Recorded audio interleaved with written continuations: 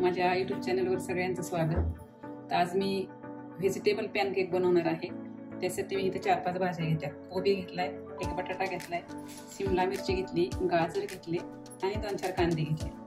कोबी एवढा घ्यायचा नाही, साधारणतः सगळ्या भाज्या आपल्याला एक वाटी कापून घ्यायच्या, परंतु त्या काय करायचं, अशा स्लाइस मध्ये कापून घ्यायच्या. हे अशा सगळ्या आपल्याला भाज्या अशा उभ्या कापून घ्यायच्या, किंवा तुमच्याकडे जर अशी मोठी किसणी असेल तर तिने किसून सुद्धा घेऊ शकता. आता या भाज्या उभ्या कापून सगळ्या धुवून घेतल्या. बटाटा ही आता हे पाण्यात ठेवला होता मी जास्त वेळ, तो पण टाकून घ्यायचा. आणि हा उभा कापलेला कांदा,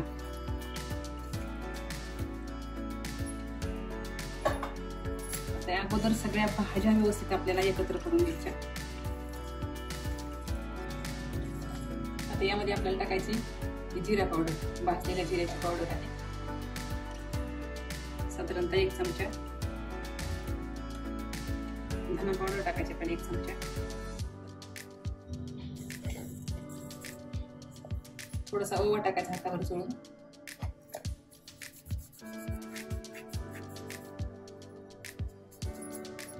मिरची पावडर तुमच्या अंदाजानुसार, मीठ चवीनुसार.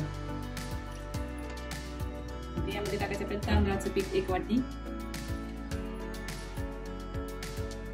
1 वाटी साधारण भाज्या आहे, त्यामुळे 1 वाटी पीठ घ्यायचं आपल्याला.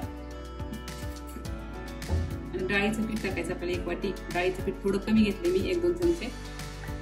त्याचबरोबर आपल्याला रवा टाकायचा 2 चमचे.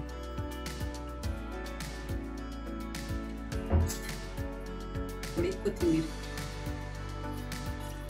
आता हे आपल्याला चांगलं मिक्स करून घ्यायचं आणि मग हवं तेवढं पाणी घालायचं. हळद घालायची आपल्याला 1 चमचा.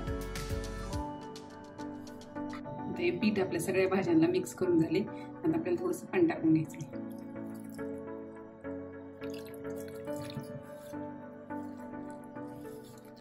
आता हे पीठ आणि भाज्या सगळं आता व्यवस्थित एकजीव झालेले. आता आपल्याला याचे छोटे छोटे पॅनकेक तयार करून घ्यायचे. तव्याला थोडंसं तेल लावून घ्यायचं.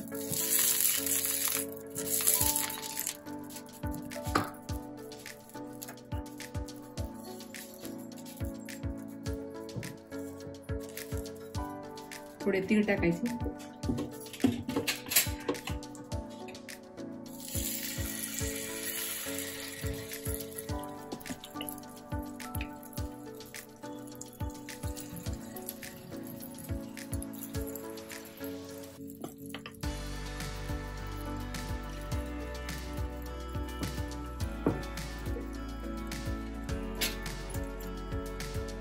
आणि आपण हे उलटण्याने आपल्याला हे असं एकजीव करून घ्यायचं, सगळं गोल आकार देऊन घ्यायचा.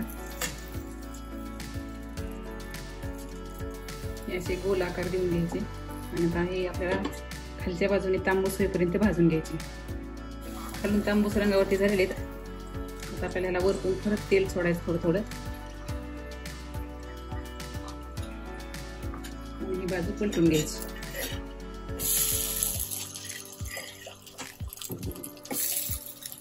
छान मस्त भाजलेत खालून. आता या बाजूने पण आपल्याला तसेच सोनेरी कलरवरती भाजून घ्यायचे.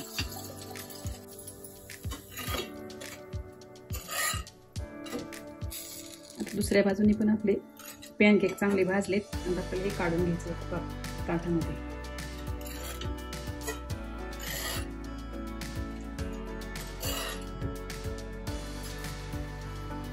मस्त एकदम क्रिस्पी असे आपले हे व्हेजिटेबल पॅनकेक आहेत. नक्की करून पहा. आवडल्यास लाईक करा.